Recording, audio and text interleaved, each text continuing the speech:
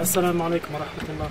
On parle souvent des épreuves que l'on pourrait ressentir en soi, mais on parle rarement des épreuves de ceux qui nous entourent, ou ceux qu'on voit vivre à travers les autres. Vous savez, la vie, ce n'est pas comme un plan d'eau qui est calme, c'est des tumultes, des tourbillons.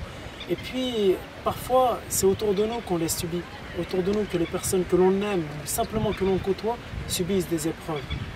Un des noms de Dieu, Azza wa Jal, c'est Al-Jabbar, le consolateur. Vous savez que chacun d'entre nous doit jouer ce rôle de consolateur envers une personne, un de nos proches, ou même une personne que l'on croise, qui subit une épreuve, qui subit une peine, quelle que soit la mesure de la peine, quelle que soit si elle touche ses biens, sa foi, son entourage, on doit être présent. Celui qui console un être humain, Dieu se chargera de le consoler le jour dernier. Et puis, ces personnes peuvent aussi subir d'autres peines, ou même en dehors de la peine, parce que ce qui est bon dans cette vie, c'est qu'elle n'est pas faite que de peine et de pénibilité, mais parfois de lumière, de bons horizons, de victoire. D'où l'encouragement, d'où les félicitations que l'on doit adresser à ceux qui ont réussi leur permis, ceux qui ont réussi leur bac, ceux qui ont décroché leur contrat.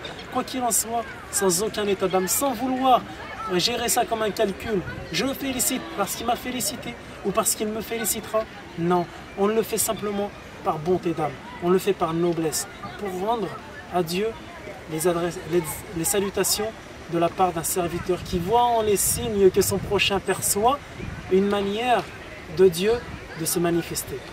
Et puis, il faut aussi s'encourager. Vous savez, la vie, elle n'est pas facile, elle est pénible. Et chacun a sa montagne à gravir, on l'a vu déjà. Il est important de s'encourager, de se dire, nous, entre croyants, qu'on va se serrer les bras, se serrer les coudes pour essayer de surpasser chacune des minutes que nous traversons, chacun des instants, dans l'attente d'une victoire, dans l'attente d'une douce victoire.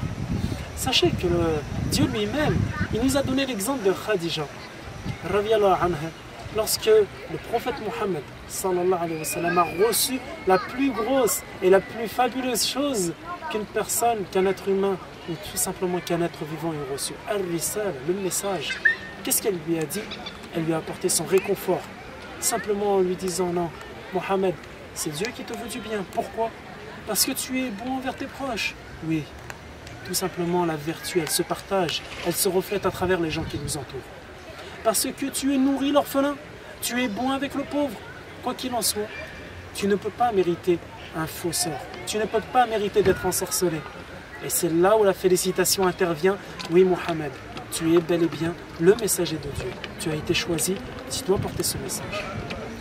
Maintenant, je vous conseille, je vous encourage tout d'abord à surmonter vos épreuves, à tenir bon dans cette vie. Cette vie est courte, c'est l'éternité qui nous attendra, Inch'Allah. Soyez droits, juste mesure et persévérants. Assalamu alaikum.